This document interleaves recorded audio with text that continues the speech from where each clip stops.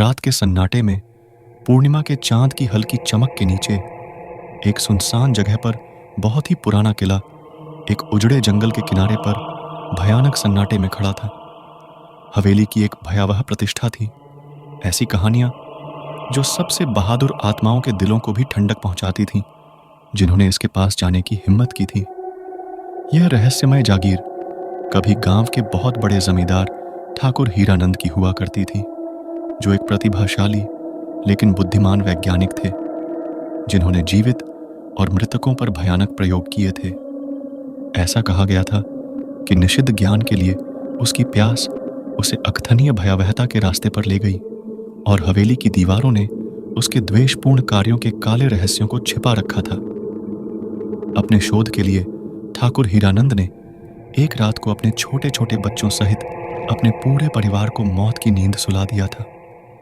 इस काले कांड के लिए उन्हें उम्र कैद की सजा हो गई थी। जेल में वो ज्यादा दिन नहीं रह सका। उसकी आंखों के सामने उसके परिवार के सभी लोगों का मासूम चेहरा दिखाई देने लगा था। सब उससे जिंदगी की भीख मांग रहे थे। परिवार की यादें उसको सताने लगी थी। कुछ दिनों बाद जेल से भागकर जमींदार ने अपनी ही हवेली में फांसी से लटककर आत्महत्या कर ली थी। तभी से गांव के लोग उसको भूतिया किला कहने लगे थे। कई लोगों ने किले की दीवारों पर ठाकुर की टहलती हुई आत्मा, तो किसी ने हवेली के अंदर बच्चों के खेलने की भयावहता को देखा था।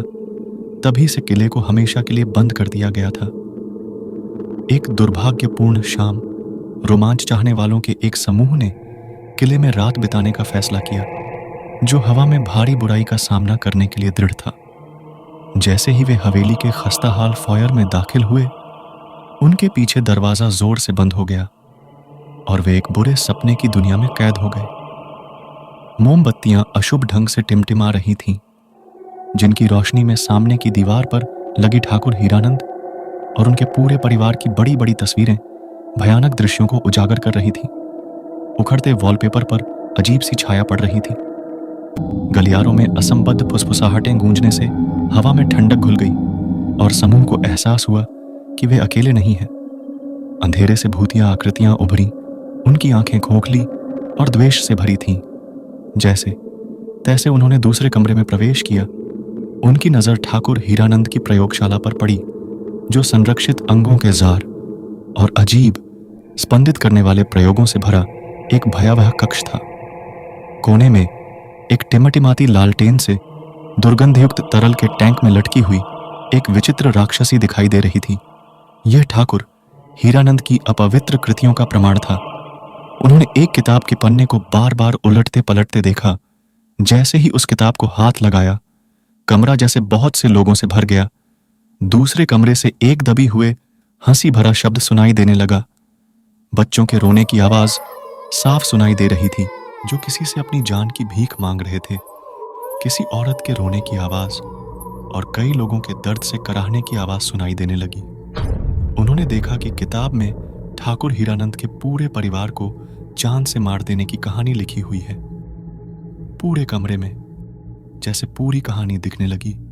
भयभीत होकर उन्होंने हवेली से भागने का प्रयास किया, लेकिन किसी दूसरी दुनिया की ताकत ने दरवाजे और खिड़कियां बंद कर दी। ऐसा लग रहा था कि दीवारें बंद हो गई हैं, जिससे वे एकदम घुटने वाले दुःस्वप्न में फंस गए हैं। हताशा घर कर गई और उन्होंने पागलपन के बीच एक छुपी हुई डायरी खोजा, जिसमें ठाकुर हीरानंद के प्रयोगों और उनके द्वारा अंधेरी ताकतों के साथ किए गए अपवित्र समझौते का विवरण था।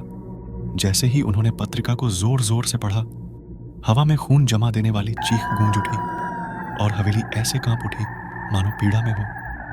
दीवारों से खून बह रहा था और उन पर भूतियां आकृतियां उतर रही थीं। उनका स्पर्श बर्फीला और द्वेषपूर्ण था। यह स्पष्ट हो गया कि वे हवेली की भयावहता से बच नहीं पाएंगे। अपने अंतिम क्षणों में उन्हें एहसास हुआ कि ठाकुर हीरानंद की बुराई हवेली के पूरे ढांचे में व्याप्त हो गई थी और उनके पीड़ितों ने प्रवेश करने की हिम्मत करने वाले किसी भी व्यक्ति से प्रतिशोध की मांग की थी। जैसे जैसे रात बीतती गई, जागीर ने उनकी आत्माओं को निगल लिया। हवेली में गए सभी लोग उसी किताब का एक हिस्सा बन गए। किताब के पन्नों पर उनकी भी कहानी लिखी जा चुकी थी। उसके पन्ने अभी भी अधूरे ही थे और किसी के आने का इंतजार करने लगे थे। हवेली अपने गंभीर इतिहास और द्वेषपूर्ण आत्माओं के साथ एक अभिशप्त स्थान बना हुआ एक गंभीर अनुस्मारक है, जो शायद अभी भी किसी की तलाश में है, जो हवेली की आत्मा को मुक्ति दिलाए।